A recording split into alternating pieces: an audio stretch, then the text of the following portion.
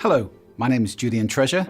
I'm author of the book Sound Business and chairman of the Sound Agency and four-time speaker on TED.com about, you guessed it, sound. And right now I'd like to talk to you about sound in business, in fact specifically sound in offices. There's a big survey which is done on a rolling basis called the Leesman Index. It surveys dozens and dozens of factors which affect people's productivity.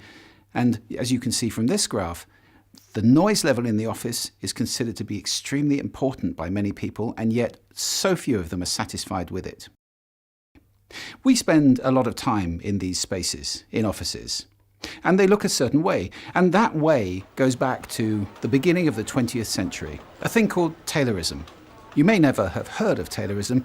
It kind of is battery farming for people in offices. It was an idea that came about, developed by a man called Taylor, of putting people in serried ranks of exactly the same desk, or exactly the same way, compressing them into a small space. This was deemed to be much more productive because you could see lots of people with just one supervisor overseeing hundreds. Well, of course, we've come a long way since the dark days of Taylorism, haven't we?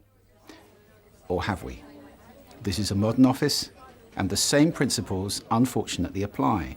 When you cram people into a dense, modern office like this, some pretty bad things happen. At the Sound Agency, we've reviewed 23 scientific papers, all looking at those effects, and here are the results. The sounds that we find most distracting are other people's conversation. In particular, that's the number one. We have bandwidth for just 1.6 human conversations, so other people's conversation is immensely distracting to us. Secondly, phones ringing. We all hate phones ringing because we're kind of hardwired to do something about a ringing phone. It's a very distracting sound when you're trying to think. It's also distracting when we have no control over the sound that's going on.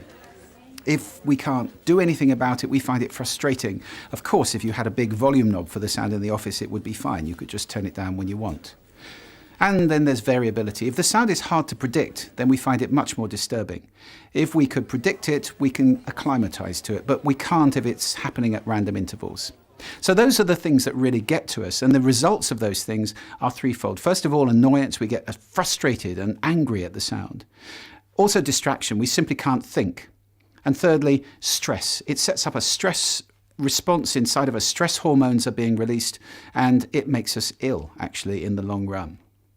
Well, as a company, that then creates lower job satisfaction. We have a demoralized workforce, people who aren't happy at work, who aren't enjoying it at all, and that makes them less sociable, less teamwork is done, and so forth.